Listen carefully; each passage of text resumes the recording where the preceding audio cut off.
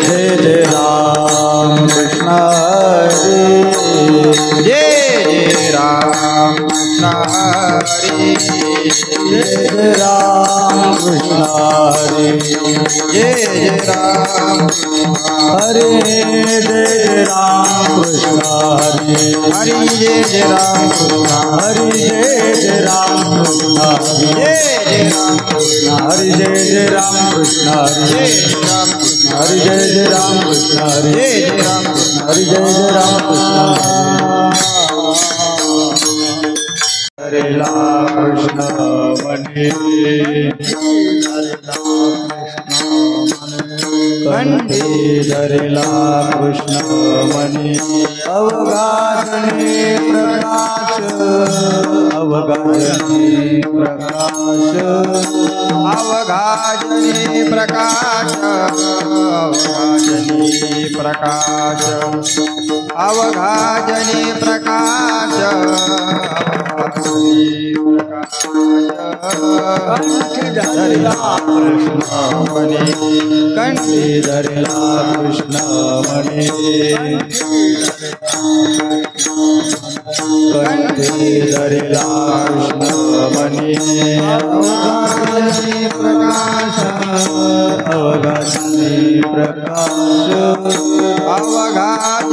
प्रकाश अवघाजने प्रकाश अवघाजने प्रकाश अवघाजने प्रकाश अवघाजने प्रकाश कालावाटो एकमेका कालावाटो एकमेका कालावाटो एकमेका कालावाटो एकमेका वैष्णवन का संभ्रम वैष्णवन का संभ्रम वैष्णवन का संभ्रम वैष्णवन का संभ्रम वैष्णवन का संभ्रम वैष्णवन का वाकुलिया ब्रह्मादिका वाकुलिया ब्रह्मादिका वाकुलिया ब्रह्मादिका वाकुलिया ब्रह्मादिका लोका दाखवू उत्तम लोका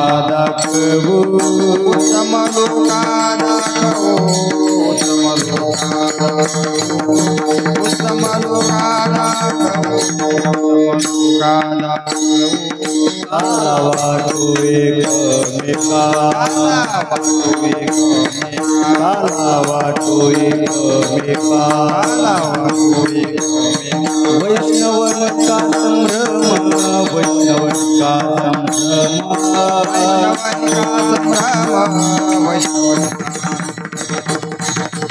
संभ्रम वैष्णवन का संभ्रम तुका म्हणे भूमंडळे तुका म्हणे भूमंडळी तुका म्हणे भूमंडळे तुका म्हणे भूमंडळी आम्ही बळे वेर गाडे आम्ही बळे वेर गाडे आम्ही बळे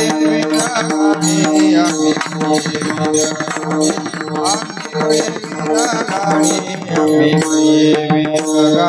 कालावाटो एकमेका कालावाटो एकमेका कालावाटो एकमेका कालावाटो एकमेका वैष्णवन का संभ्रम वैष्णवन का संभ्रम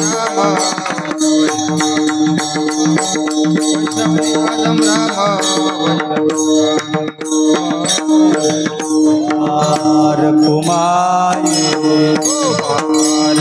एकमेका कालावाटो एकमेका वैष्णवनिका संभ्रम वाकोलिया ब्रह्मादिका वाकोलिया ब्रह्मादिका उत्तम लोका दाखव कालावाटो एकमेका कालावाटो एकमेका वैष्णवनिका संभ्रम तुका मने भूमंडळी तुका मने भूमंडळी आम्ही बळी वीरगाडे कालावाटो एकमेका वैष्णवनिका संभ्रम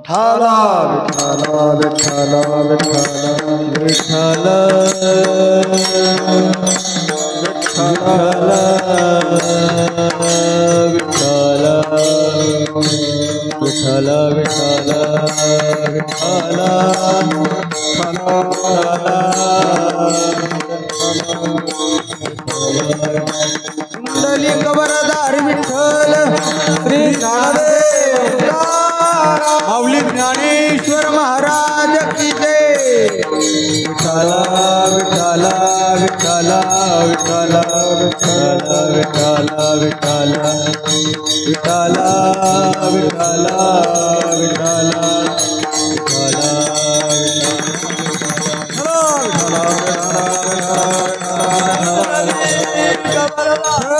श्री ज्ञानदेव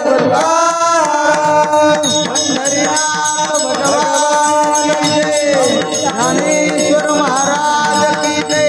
जगद्गुरु तुकाराम महाराज की जय.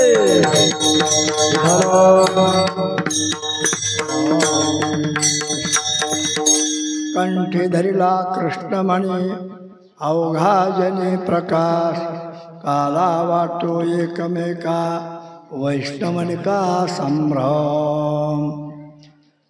सेवेकरता निवडलेला अभंग जगद्गुरु तुकाराम महाराज यांचा गवळण प्रकरणातील आणि सर्वांच्या पाठांतर असलेला सोपा अभंग सगळ्याला प्रमाण म्हणता यावे म्हणून सोपा अभंग निवडला.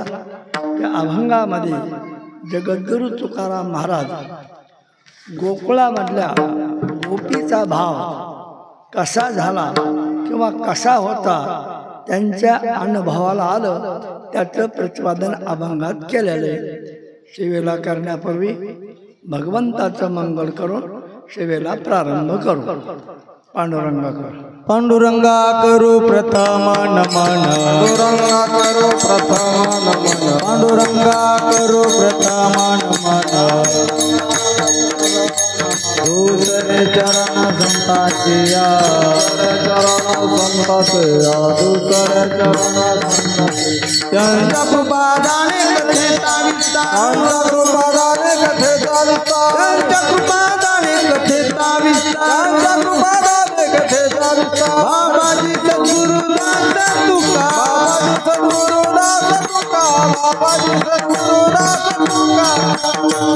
पांडुरंगा करू प्रथम नमन दुसरे चरण संताचिया त्यांच्या कृपादाने कथेचा विस्तारो बाबाजी सद्गुरु दास तुका.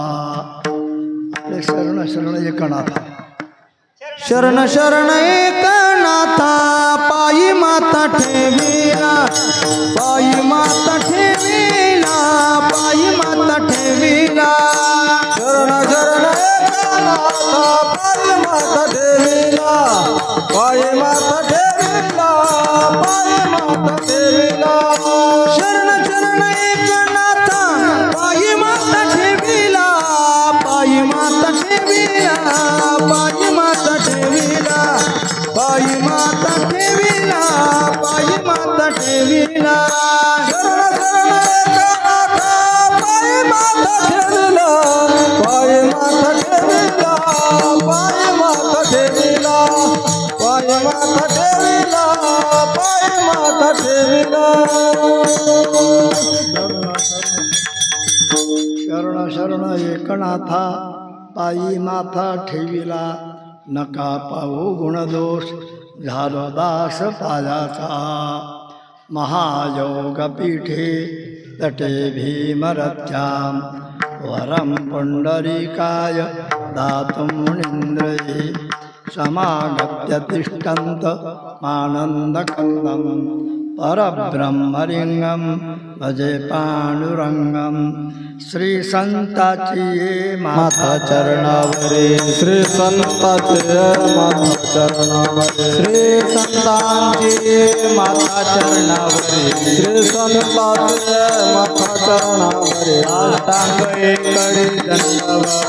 साष्टांग एकडी दंडवत. श्री संताचे माथा चरणावरी साष्टांग हे करी दंडवत. सेवेला प्रारंभ करण्यापूर्वी मंगल प्रकरण संपलेलं आहे आणि ह्या कार्यक्रमाचं काय निमित्त आहे. जवळजवळ विठ्ठलनगर वस्तीला आणि त्यांचे असणारे पाहुणे रावळे सर्वांना ज्ञात आहे. आपल्यात असणारे ज्याला प्रज्ञाचक्षु म्हणतात किंवा ज्यांना डोळे नव्हते असून नसून जन्मभर ज्याने आपला परमार्थ केला, भजन केलं, दोन्ही हरिपाठ पाठ, काकडा पाठ अशा आपल्यात असणारे गणपत महाराज मुळे त्यांना जाऊन 1 वर्ष झाले. त्यांच्या जीवात्म्याला शांती मिळावी म्हणून 7 दिवस त्यांच्याच भावाने आणि त्यांच्याच पुतण्याने सर्वांनी मिळून भागवत कथेचं आयोजन आणि शेवटला काल्याच्या कीर्तनाचं आयोजन करून त्यांच्या स्मरणार्थ हा पुण्यतिथी सोहळा आहे. जन्मभर त्यांनी परमार्थ केला, बाकी नाही काही केलं, पण शुद्ध नामजप करणे, काकडा म्हणणे, दोन्ही हरिपाठ म्हणणे, दिवसभर 100-150 माळी जप करणे, स्वतः त्यांनी त्यांचा उद्धार करून घेतला. आणि त्याच्यानंतर त्यांच्याच भावाने आणि त्यांच्याच पुतण्याने सर्वात ज्ञात आहे, नामाचा उल्लेख करायचा गरज नाही, त्यांच्या स्मरणार्थ वर्ष श्राद्धाच्या आतच त्यांचं स्मारक म्हणून भव्य आणि दिव्यन कमी जास्त 10 लाख रुपये खर्च करून त्यांचे असणारे बंधू भीमरावमुळे आणि त्यांचे असणारे पुतणे कल्याणमुळे आणि कृष्णामुळे त्यांच्याच पैशाचं मंदिर त्यांनी उभा करून अजरामर नावाने कीर्ती राहील अशा प्रकारे उदार अंतःकरणाने त्यानं कार्य. आणि त्यांच्याच मंदिरामध्ये मंदिर बांधल्यापासून काकडा भजन चालू, हरिपाठ चालू, त्यांचेच बंधू भीमरावमुळे आणि त्यांच्याच असणाऱ्या भाऊजाई त्या कौसाबाई देव यायच्या अगोदरच देवाला बोलवू राहिला आणि भगवंताच्या मूर्ती आल्यात. दोन्ही मंदिराच्या मूर्त्या आणून ठेवलेल्या आहेत, पण पावसाळ्यात त्यांची प्राणप्रतिष्ठा करता येत नाही, करता येणार नाही.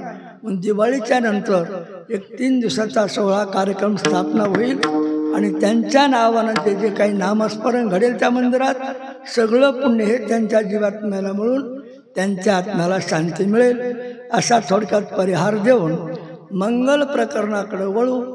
पांडुरंगा करू प्रथम नमन दुसरे चरण संताची. भगवंताचं नमन का करायचंय, भगवंताला नमस्कार का करायचा आहे आणि संताला शरण का जायचे हे आपल्याला कळलं पाहिजे. माणूस म्हणला की त्याच्या अंतःकरणात 3 दोष असतातच, मल, विक्षेप आणि आवरण. आपल्या भाषेत मल म्हणजे पाप करण्याची बुद्धी, विक्षेप म्हणजे आपल्या मनाचा अस्थिरपणा, बेचैनपणा, आवरण म्हणजे आपल्या स्वरूपाची अज्ञान, त्याची ओळख आपल्याला नाही. याच्याकरता देवाला संताला शरण जावतो. पहिले असणारे 2 दोष हे स्वतः जीवाला मानवाला घालवता येतात. या जन्मी किंवा पूर्वजन्मी निष्काम कर्म उपासना करून ज्यानं पहिले 2 दोष घालवले आणि अट्टहासाने नामचिंतन केलं, भगवंताचं ध्यान केलं, भगवत भक्ती पूर्ण केली की भगवंताची कृपा होते. मग भगवान परमात्मा पुढचं काम करीत नाही, आवरण घालवायचं काम योग्य असा साधकाला योग्य सद्गुरूकडे पाठवून त्याचा आवरण नावाचा दोष, अज्ञान नावाचा दोष, अविद्या नावाचा दोष घालवण्याकरता सद्गुरूला, संताला, साधूला, महात्म्याला शरण जावं लागतं. उत्तम अधिकारी असेल तर उत्तम सद्गुरू भेटतील, मध्यम साधक असेल तर सामान्य सद्गुरू भेटतील आणि कनिष्ठ साधक असेल परमार्थात फक्त काहीतरी थोडाफार परमार्थ नादानं छंदानं करील, पण या जन्मात त्याचं कनिष्ठ अधिकाऱ्याचं काम होत नाही. आहे साधक पण उत्तम, मध्यम आणि कनिष्ठ अशा प्रकारे ज्यानं तंतोतंत आपली कर्मोपासना केली त्याच्यावर देवाची कृपा होतच असते. देवाची कृपा झाल्याशिवाय योग्य अशा संताची, सद्गुरूची, महात्म्याची भेट होत नसते. ह्या 3 साधनेनं 3 दोषाची निवृत्ती होते. 3 दोष मल विक्षेप आवरण. मल नावाचा दोष हा कर्मानं जातो सत्कर्मानं, विक्षेप नावाचा दोष उपासनेनं जातो, आणि तिसरा असणारा आवरण नावाचा दोष हा ज्ञानानं जातो. आणि ते ज्ञान सद्गुरूकडं असतं. सद्गुरूला शरण गेल्यावरच अज्ञान जातं, अविद्या कळते, मायामोह कळतात. कशात रमावं आणि कशात रमू नये हे फक्त मानवाला, उत्तम अधिकारी साधकाला किंवा भगवत भक्ताला कळतं. तिथून तो प्रगती करतो. म्हणून पहिले दोष जाण्याकरता नामस्मरण निष्काम भावनेनं जास्तीत जास्त जेवढं करता येईल तेवढं करावं. तेवढंच कर्म करून भागत नाही, भक्ती झाली पाहिजे. भक्ती म्हणजे नाम अधिक स्मरण, ज्याचं नाम घेतो त्याचं ध्यान, ती उपासना. ध्यान करून जर सत्कर्म झालं तर उपासना होते. नुसतं नामच घेतलं तर कर्म होईल, पाप जळेल. पण पुण्य उत्पन्न होण्याकरता उपासनाच व्हावी लागते, भगवत भक्तीच व्हावी लागते. तेव्हाच भगवंताची कृपा होऊन योग्य अशा सद्गुरूकडे तो साधक कोणी पूर्वजन्माच्या पुण्यानं जाईल, कोणी या जन्माच्या पुण्यानं जाईल. पण सद्गुरूकडे संतकडे जाण्याकरता मात्र निष्काम स्वरूपाचं पुण्यचं लागतं. तरच भगवान परमात्मा त्या जीवावर, त्या मानवावर, त्या साधकावर, मुमुक्षूवर, जिज्ञासूवर कृपा करून या जन्माचं अज्ञान घालून मी कोण आहे याची ओळख त्याला करून देतात. आणि ते असणारं सत्स्वरूप ते तुमच्याजवळ कसं आहे प्रश्नोत्तराद्वारे तद्विधी प्रणिपातेन परिप्रश्नेन सेवया अशा प्रश्नोत्तराच्या माध्यमातून त्या शिष्याचा संशय शंका सगळे भ्रम घालवतात. आणि हे 3 दोष जातात तेव्हा आपली परमार्थाला सुरुवात होते. जो 3 दोष घालवित नाही त्याची परमार्थाला सुरुवातच होत नाही. आपल्याजवळ असतात, आपल्याला कळतात, पण कशाने जातात हे आपल्याला कळत नाही. मग ते कळण्याकरता कीर्तन, भागवत, रामायण, प्रवचन, पाठ वारंवार ऐकावे लागतात. जेव्हा ऐकून ऐकून परमार्थ काय हे कळतो आणि प्रपंच काय कळतो. जग सगळं प्रपंच करतं, लोकांना प्रपंचच खरा वाटतो, परमार्थ कोणी करीत नाही, परमार्थ खोटा वाटतो. वास्तविक आहे परमार्थ खरा आणि प्रपंच खोटा. शास्त्राचे सिद्धांत वेदांचा ब्रह्म सत्य आणि जगन मिथ्या. ब्रह्म नावाची वस्तू जगात एक खरी आहे आणि दिसणारा प्रपंच खोटा आहे. पण आपल्याला झाला भ्रम, प्रपंच वाटतो खरा आणि ब्रह्म वाटतं खोटं. आपल्या भक्ताच्या भाषेत जग खरं वाटतं, संसार खरा वाटतो आणि देव खोटा वाटतो. वास्तविक देव खरा आहे, पण तो निश्चय होण्याकरता वारंवार आपल्याला परमार्थातली पहिली पायरी म्हणजे श्रवण करावा लागतं. कळो का न कळो माणसाने ऐकत राहावं. साखर कळून खा का न कळून खा, तिचा गुणधर्म ती गोड लागणार. तसा परमार्थ कळून श्रवण करा, न कळून श्रवण करा, पण परिणाम केल्याशिवाय राहणार नाही. पण ऐकावं लागतं. तसा लहान अज्ञानी मुलगा शाळेत जातो, काही कळत नाही. सुरुवात त्याला चॉकलेट देऊन करावं लागतं, भाग देऊन त्याला पाठवावं लागतं. जेव्हा 1ली 2री झाल्यावर शाळेत त्याला चांगले मार्क पडल्यावर मनाने शाळेत जातो, अभ्यास करून डिग्री मिळून मोठा अधिकारी बनतो. हे जसे व्यवहाराचे तेच परमार्थाचे. कळो का न कळो फक्त माणसाने ऐकत राहावं. ऐकूनच माणूस शहाणा होतो. न ऐकलं तर पामरवरती राक्षस वरती जीवाची जात नाही. जन्मभर त्या स्वभावात तर राहतो. रोज नित्यने मान आपली साधना हरिपणात रोज आपण म्हणतो. नित्यने मनामी तो प्राणी दुर्लभ आणि लक्ष्मी वल्लभ तया जवळी. नित्य नेमान जो भगवंताची साधना 1 तास 2 तास 3 तास जितके ज्याची कुवत असन, देवाची वेळ देवाला द्या, कामाची वेळ कामाला द्या आणि आरामाची वेळ आरामाला द्या. एवढं जास्त तर कळलं तरच तो माणूस परमार्थ करू शकतो.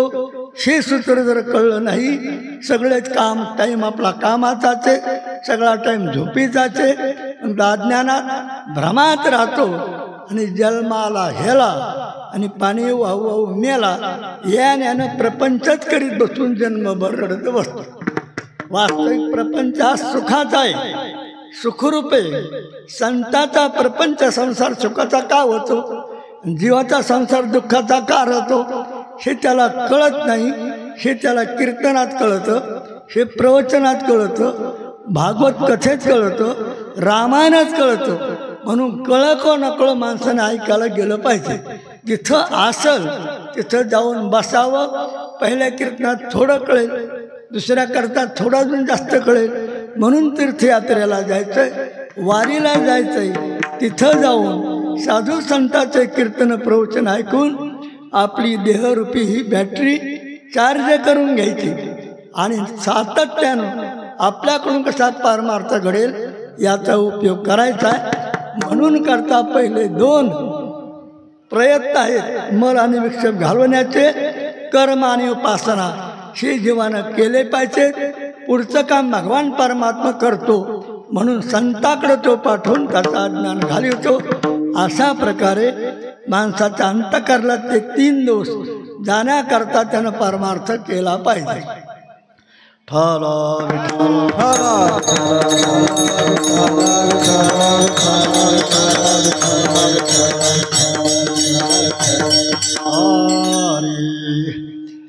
गवळण प्राभंग तुकाराम महाराजचा आहे. आणि गवळणी म्हणजे त्यावेळी गोपीचा काय भाव होता आणि त्यावेळी संत महात्मे तिथे हजर होते, त्यांना स्मरण होतं. आणि तो गोपीचा भाव, ती अवस्था त्यांनी अभंगाच्या वाणीतून आपल्याला गुणगान करण्याकरता प्रकट केली. त्याच्यामुळे भगवंताचं गुणगान करू शकतो. भगवंतानं जर अवतार घेतला नसता सगुण साकार, तर वर्णन कोणाचं केलं असतं. म्हणून पूर्णतम असणारे अवतार कृष्ण आणि राम आहेत. आणि त्यांचं भागवत आणि रामायण आपण वारंवार ऐकतो. म्हणून त्याच्याशिवाय आपलं पापही जळत नाही आणि भक्ती केल्याशिवाय आपला असणारा विक्षेप नावाचा दोष पण जात नाही. अभंगाच्या प्रथम चरणात काय सांगतात त्याचा विचार करू. धरिला कृष्ण मने, धरिला कृष्ण मने, धरिला कृष्ण मने, धरिला कृष्ण मने, धरिला कृष्ण मने, धरिला कृष्ण मने, धरिला कृष्ण मने,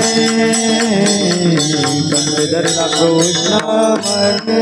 अवघाजने प्रकाश, अवघाजने प्रकाश, काला वाटू एकमेका, काला वाटू एकमेका. अवघाजने प्रकाश, अवघाजने प्रकाश, काला वाटू एकमेका, काला वाटू एकमेका.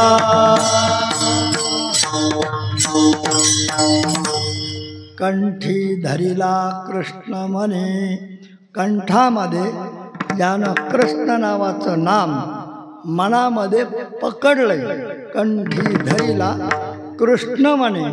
जर असा कंठात कृष्ण बसला, वाणीत कृष्ण बसला तर काय होतं. उत्तरार्धात सांगितलंय अवघा जनी प्रकाश.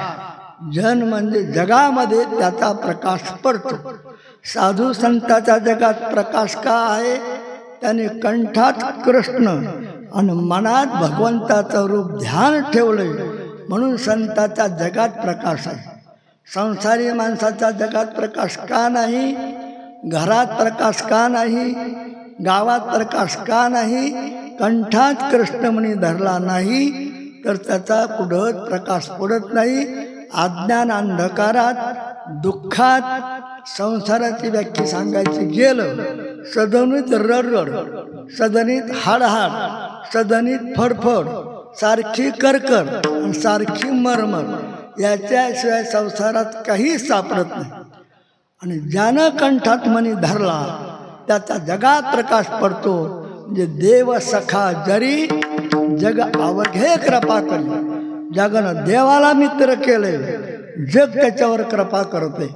अशा प्रकारचा जगात त्याचा प्रकाश पडतो. त्याचं ज्ञान उच्च कोटीचं, त्याची भक्ती उच्च कोटीची, त्याचे सत्कर्म उच्च कोटीचे. असा भगवत भक्त भगवान परमात्मा त्याच्यावर कृपा करून त्याला महान बनवितो. म्हणून कंठी धरिला कृष्ण मनी अवघा जनी प्रकाश. अवघा म्हणजे सगळ्या जगात त्याला मान मानण्यात आहे. आज ज्ञानेश्वर महाराज जाऊन 700 वर्ष झाली, नाथबाबा जाऊन 400 वर्ष झाली, तुकाराम महाराज जाऊन लगभग 350 वर्ष होऊन गेले. पण त्यांचा अजून जगात प्रकाश पडतो. ऐसी चराचरी कीर्ती जाची, ऐसी चराचरी कीर्ती जाची, ऐसी चराचरी कीर्ती जाची, ऐसी चराचरी कीर्ती जाची. उभारिला ध्वज ती लोकावरी, उभारिला ध्वज ती लोकावरी, उभारिला ध्वज ती लोकावरी, उभारिला ध्वज ती लोकावरी.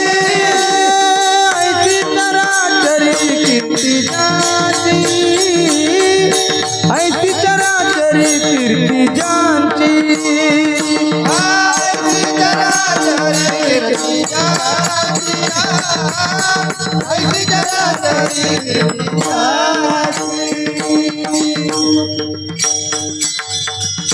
केवढा माऊलीचा प्रकाश पडला. उभारीला ध्वज तीही लोकावरी. या लोकात नाही, त्रैलोक्य ज्याचा प्रकाश पडला. त्रैलोक्य म्हणजे आपला मृत्यूलोक, वर स्वर्गलोक आणि खाली पाताळलोक. इतक्या लोकात ज्याचा प्रकाश पडला. अजून मी तो दिपायला तयार नाही. जोपर्यंत चंद्रसूर्य आहेत तोपर्यंत तो प्रकाश, ज्ञानरूपी प्रकाश जगातला कधी संपणार नाही. आणि चराचरा त्यांची कीर्ती. आज माऊलीच्या सोहळ्याला कोणाला पत्रिका नाही, कोणाला आमंत्रण नाही, पण आज 7 ते 8 लाख लोक तिथं माऊली माऊली त्यांच्या नावावर जातात. कोण जेऊ घालतंय, पुढं झोपतात आणि काय होतंय. आपल्या घरी 2-4 पाहुणे आले तर 3-13 9 बार आपले होते व्यवस्था करता करता. पण माऊली आज 7 ते 8 लोकाला सुरक्षित कसं सांभाळून येते. तुकाराम बाबा 5-7 लाख लोकाला कसे सांभाळून येतात. नाथबाबा हजारो लाखो लोकाला कसे सांभाळून येतात. प्रत्यक्ष त्याचा आपल्याला चमत्कार आहे, साक्षात्कार आहे. काही त्यांचा आपला संबंध नाही. पण माऊली तुकाराम महाराज नाथबाबा करून आपल्याला आदरानं प्रेमानं 2 घास खाऊ घालतात. नाही गेला तर दक्षिणा देतात. आणि मिष्टान्नाचं रोज मिळते. घरी आपल्याला चटणीवर बरोबर तेल मिळत नाही, तर टायमाला भाकर मिळत नाही. दृष्ट चमत्कार साक्षात्कार म्हणून काय पाहिजे आपल्याला. पण तरी आपला संसारावर भरोसा, संसाराला सोडित नाही, खेटर खाल्ल्याशिवाय राहत नाही. आणि साधू संतांचा आनंद दिंडी सोहळ्यात गेल्यावर काय जावे त्याच्या वंशा तेव्हा कळे. पाण्याचा मासा आणि झोप घेई कैसा. आपलं वाटतं पाणी मासा फिरतो, झोप कसा घेतोय, पण त्याच्या जन्मात गेल्यावर कशी झोपावी हे त्याला कळतं. तसं परमार्था दिंडी सोहळ्यात गेल्यावर काय आनंद आहे, किती सुख आहे, जो जातो त्याला कळतं. भुक्ती मुक्ती खायला बी चांगलं आणि मुक्तीचारी लोकी त्याच्या पार लोळण घेतात फुकाच साठी. पण कोणी त्याकडनं पाहे रे. इतकं सोपं, एवढं सुखाचं, एवढं आनंदाचं साधन असून इतके कामात रत झाली, इतके कामात रमले, जन्म गेला. पण एक पायी वारी सुद्धा आपल्याला चांगल्या चांगल्या लोकांना घडत नाही. हे आपलं दुर्भाग्य प्रपंचच खरा वाटतो, संसार खरा वाटतो, तिथंच घरादाराचे खेळ रखात बसून तिथंच रडत बसतो. ही प्रत्यक्ष वस्तुस्थिती आहे. पण जो सोहळ्यात जातो, दिंडीत जातो, काय आनंद आहे हे त्याला आल्यावर विचारावं. कोणी त्याच्या नात्याचं नाही, कोणी वात्याचं नाही. तिन्ही टाईम नाश्ता किती वेळा, जेवण किती वेळा, संध्याकाळचं निवाऱ्याची सोय, आणि पुन्हा दक्षिणा देऊन आनंदात सुखात 20-22 दिवस कधी जातात. त्याला ध्यान सुधारत नाही कोणता वार आला आणि कोणता गेला. इतकं संतांच्या संगतीत द्रष्ट माऊली सुख देते. संत सुख देतात, पण संतांच्या शब्दावर भरवसा नाही आपला. घरचा कोणी काही म्हणला ते खरं वाटतं, संत एवढे जीव तोडून सांगतात. लागून या पाया विनिमितो तुम्हाला, करे टाळी बोला मुक्ती नाम. विठ्ठल विठ्ठल म्हणा देलो वेळा, हा सख सोहळा स्वर्गी नाही. असा कृष्ण नामाचा नाम त्यांनी मनामध्ये जर धरलं, अंतरचक्षुनी त्या भगवंताला पाहिलं, तर असा साधू संताचा जगात प्रकाश पडलाय. असं सुंदर प्रमाण महाराजांनी दिलंय. असं ज्ञान हे आपल्याला भगवंताच्या कृपेनं साधू संताकडे गेल्यावरच कळतं. नुंकंठी धरला कृष्ण म्हणे अवघा जनी प्रकाश. असा नामस्मरणाचा आनंद घेतल्यानंतर तुकाराम महाराज म्हणतात, काला वाटू वाटू एक मेका, काला वाटू एक मेका, काला वाटू एक मेका, काला वाटू एक मेका, काला वाटू एक मेका, काला वाटू एक मेका, काला वाटू एक मेका, काला वाटू एक मेका, काला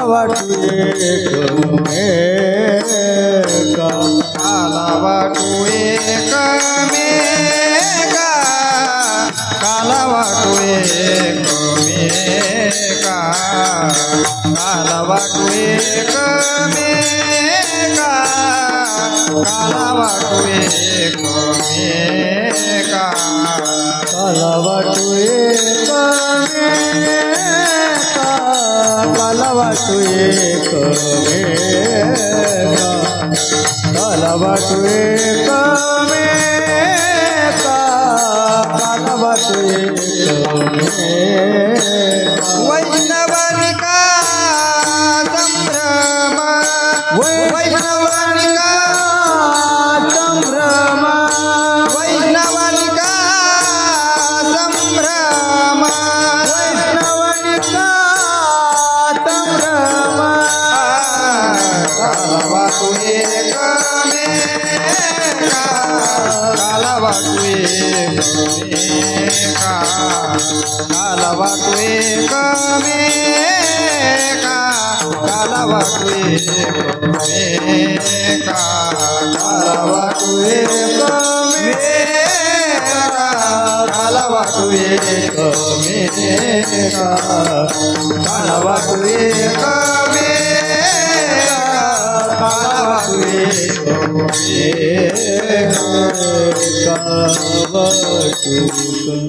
तुकाराम महाराज सांगतात, असा काला म्हणजे कोणता? हरिनामाचा खिचडी काला. ज्याने कंठात कृष्ण धरला त्याला प्रेम निर्माण झालं. एकामेकाला शरण जातात, लोटांगण घालतात, एकामेकाच्या पाय पडतात, आनंद उत्सव करतात. असा आनंद काला म्हणजे नामस्मरण करून जो आनंद होतो, एकामेकाला प्रदान करणं. काला वाटू एकमेका, वैष्णवाला म्हणजे भगवत भक्ताला मिळतो, निक्या वैष्णवाला मिळतो. म्हणजे माळकरी असावा, भगवत भक्त असावा, साधननिष्ठ असावा.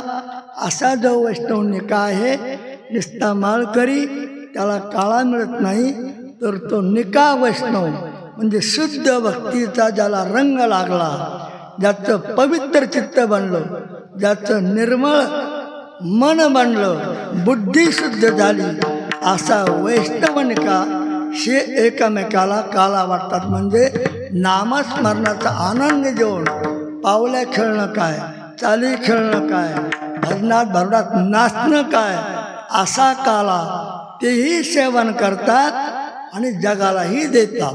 सेवितो हा रस वाटितो अनेका, आणि घ्यारे होऊ नका रानभरी, त्यांचा आनंद जगाला सांगतात. संसाराचा आनंद सांगताच येत नाही, नाही त्या आनंदाशी जोडा, सांगता गोष्टी लागती गोडा. इतका आनंद भगवत भक्ताला निक्या वैष्णवाला होतो आणि ते एकामेकाला वाटतात. आणि संसारातलं दुःख जर गाठभेट झाली पाहुण्या पाहुण्याची, कसं काय चाललंय, बरं आहे, डबल विचारा खरंच कसं काय चाललंय, जे आहे ते बरं आहे. पुन्हा विचारा कसं काय चाललंय, आम्ही सांगून तुम्ही ऐकून. इतकं दुःख असतं. अनेक दुःखे सांगो किती, सकळ संसाराची स्थिती, न साहे पाषाण फुटते, भय काप चित्ती भरलाची. तर संसारातलं दुःख सांगायला लागलं तर दुसऱ्या माणसाला रडू येतं. काय माणूस दुःख भोगतो सहन करतो, इतकं दुःख बघून सुद्धा त्या संसारातच मरतो, त्यालाच चांगलं म्हणतो. शे जीवाचं दुर्भाग्य. म्हणून करता परमार्थात या, आनंदाला कमी नाही, संसारात राहा, दुःखाला कमी नाही. आपली भावारातली म्हण आहे, सुख पाहता जवा पाडी आणि दुःख पर्वता एवढे, त्याचं नाव संसार. आणि सुख दुःख पाहता जवा पाडी आणि सुख पर्वता एवढे, त्याचं नाव परमार्थ. दृष्ट अनुभवाला येते, त्याचा रोज साक्षात्कारी, रोज आपल्याला चमत्कार अनुभवाला येतो. पण अज्ञानानं, मायेनं, अविद्येनं, ममतेनं कितीही ऐकतो पण तो सोडून देतो. म्हणजे शास्त्रीय भाषेत सांगायचं ठरलं तर जो ऐकतो, कळतं पण वळत नाही, त्याला राक्षस वृत्ती म्हणतात. ऐकत आहे ज्याला कळत आहे त्याला मानव मानतात. ऐकून कळून जो आचरणात अंमलात आणतो त्याला साधक, मुमुक्षु, भगवत भक्त म्हणतात. आणि तोच देवस्वरूप होतो आणि संतपद प्राप्त करतो, त्याला ज्ञानी महात्मा संत म्हणतात. अशा प्रकारे राक्षसवृत्ती स्वभावाच्या माणसाला कितीही सांगा, म्हणून संत महात्मे म्हणते, किती सांगू तरी नायकती बटकीचे आणि पुढे शिंदळीचे रडती. इतक्या खमंग शिव्या दिल्यात, पण माणसं हसून ऐकत आणि सोडून देतं. त्याला काय तेवढा धंदा ते सांगायचे, आमचा संसार, आमचा प्रपंच, आमचा ढोर, आमच्या गाई, आमची शेती हे कोण करेल. करा पण कामाच्या टायमात काम करा, रामाच्या टायमात राम करा, आरामाच्या टायमाला करा, काहीच नुकसान नाही. पण माणसं आराम भरपूर करतात, काम 8 घंट्याचं 16 घंटे करतात आणि संसारात दुःख भोगतात. साधू संत महात्मे कामाच्या टायमाला काम करतील, आरामाच्या टायमाला आराम करतील, रामाच्या टायमात राम करतील. जर संसारात सुखी व्हायचा असेल तर मानवानं 2 घंटे साधना करावी, त्याचा संसार सुखाचा होईल. 1 घंटा साधना करतो त्याचा संसार सुखाचा होतच नाही. राक्षस कुठं सुखी झाले का? राक्षस कधी सुखी झालेच नाही आणि संत कधी दुःखी राहिलेच नाही. दिसायला तो कोरून होतं पण आतून नाही आनंदाशी जोडा. सांगता गोष्टी लागती गोडा, आलाशी आकारा मोत्या झाडा, तुका म्हणे भिडा भक्तीच या.